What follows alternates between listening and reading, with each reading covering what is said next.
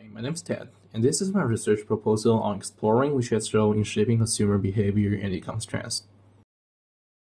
WeChat was first released by Chinese multinational company Tencent Holding Limited in January 2011, with currently more than 1 billion monthly active users. In the context of social media use, the core features are moments and messaging. Moments is pretty similar to Instagram, where users can share photos, videos, and updates with their friends. Friends can like and comment on these posts.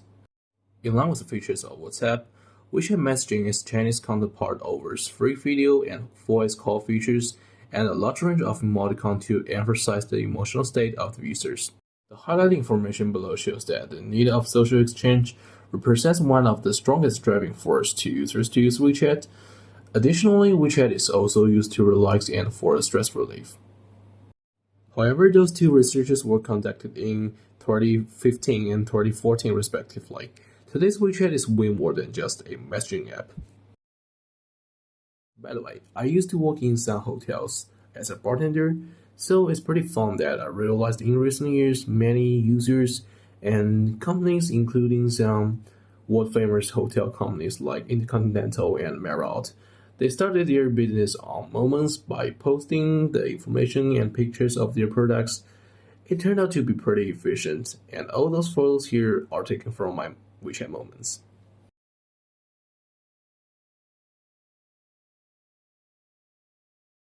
And obviously, they cannot make it without the help of WeChat Pay.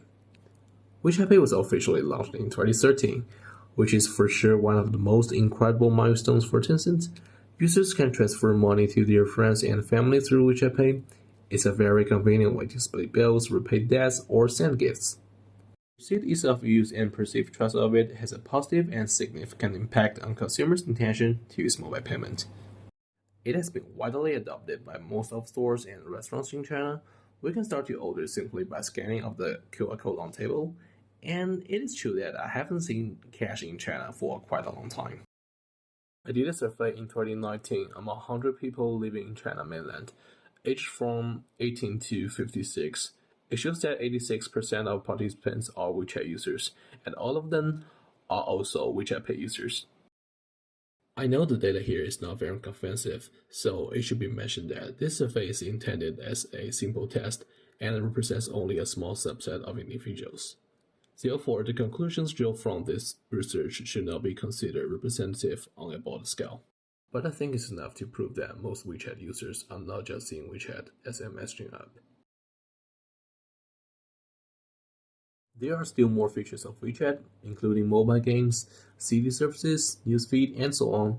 From the form below, we can see that, compared with the other two major messaging apps, WhatsApp and Facebook, WeChat is the only app that has all these listed features. So, the strength of WeChat is for sure its massive user base and its comprehensive features, just as I mentioned before. However, the user base is heavily concentrated in China, with very limiting international growth. Regulations and integration complexities might be the main reason for it. And also, WeChat has already been considered as a multi-purpose app. Exploring new services to engage users like AI and technological advancements by investing them will still be helpful. As for the threats, data privacy and security concerns are always the main threats for social media. Continued concerns may lead to user attrition. And evolving user behavior requires continuous adaptation, especially in Web3 era. WeChat might lose its dominance if it fails to keep the pace with it.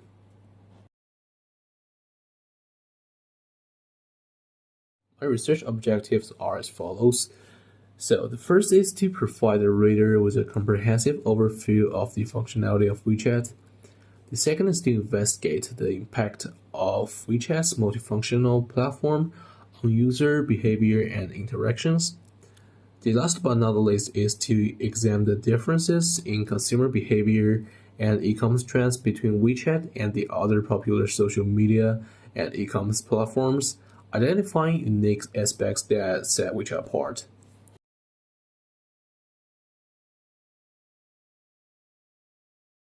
I believe our findings will have significant implications for businesses and marketers operating with the digital space. WeChat multifunctional platform, if proven to influence user behavior positively, could open new avenues for targeted marketing and personalized content delivery. Understanding the factors that set WeChat apart from the other platforms will allow businesses to tailor their strategies to maximize their presence and success on the platform.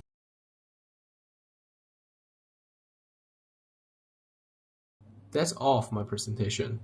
Thanks for your attention. Now I'm open to any questions you may have. See you next time.